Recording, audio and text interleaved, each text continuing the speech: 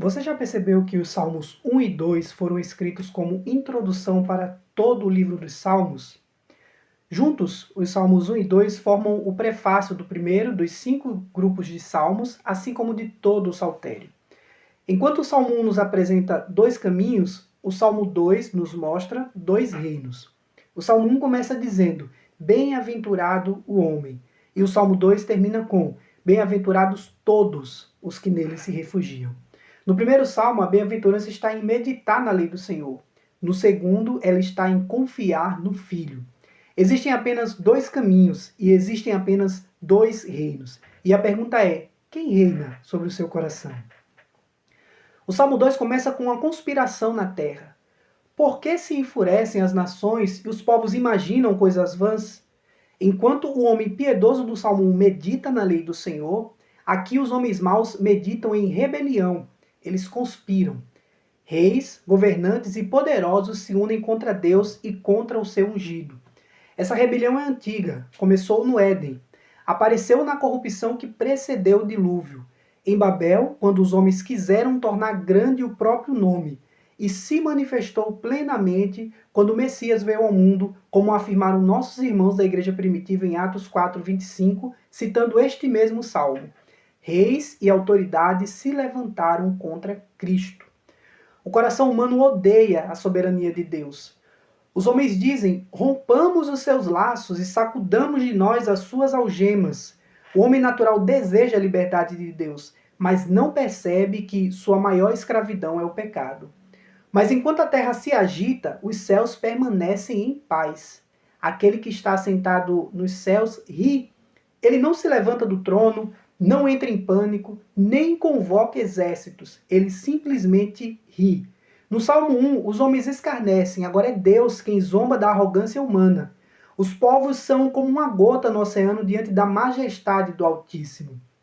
Os reis da terra se imaginam grandes, mas diante dele são como pó. Nada pode frustrar os planos de Deus. Nenhuma conspiração pode impedir aquilo que ele decretou. Então, vem a resposta de Deus. Eu constituí o meu rei sobre Sião, meu santo monte. Os homens rejeitam, mas Deus estabelece. Os homens se rebelam, mas Deus reina. Tu és meu filho, eu hoje te gerei. Originalmente, essas palavras eram pronunciadas na coroação dos reis da linhagem de Davi, mas o verdadeiro cumprimento está em Cristo, como Paulo afirma em Atos 13:33. A ressurreição de Jesus é a declaração pública de sua coroação. E em Hebreus 1:5 a pergunta: a qual dos anjos Deus em algum momento disse: Tu és meu filho, eu hoje te gerei? Jesus é o Filho unigênito que veio para fazer a vontade do Pai. Quando Satanás lhe ofereceu os reinos deste mundo, ele recusou, porque não veio estabelecer um reino corrupto e rebelde, mas o reino dado pelo Pai. E Deus promete: pede-me, e eu te darei as nações por herança. Aquilo que João contemplou em Apocalipse 5:9 já é o cumprimento dessa promessa. Homens e mulheres de todas as tribos, línguas, povos e nações foram comprados pelo sangue do Cordeiro. Cristo reina. Seu reino já foi inaugurado e nada poderá detê-lo.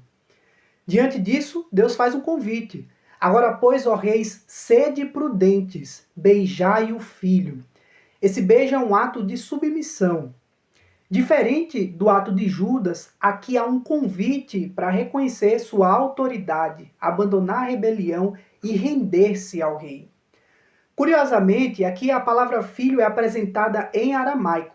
Isso ocorre porque Deus dirige sua voz a todos os povos da terra. O chamado não é apenas para Israel, é para todas as nações. É o chamado do Evangelho. Arrependam-se, rendam-se ao Filho, refugiem-se nele. Aquele que poderia destruir as nações com o sopro da sua boca, lhes oferece misericórdia. Assim como no Salmo 1, o Salmo 2 termina nos colocando diante de dois caminhos. Existe o caminho da rebelião e existe o caminho da confiança. Existe a ira do filho e existe o refúgio nele. O Salmo 1 começa com uma bem-aventurança, o Salmo 2 termina com outra. Bem-aventurados todos os que nele se refugiam. Diante disso, lhe convido à reflexão com algumas perguntas. Onde está o seu refúgio? Você está em guerra contra Cristo ou se rendeu ao Rei? Os reinos desse mundo passarão. Os homens poderosos desaparecerão, mas o reino do Filho permanecerá para sempre. E felizes, verdadeiramente felizes são todos aqueles que nele se refugiam. Até o próximo salmo.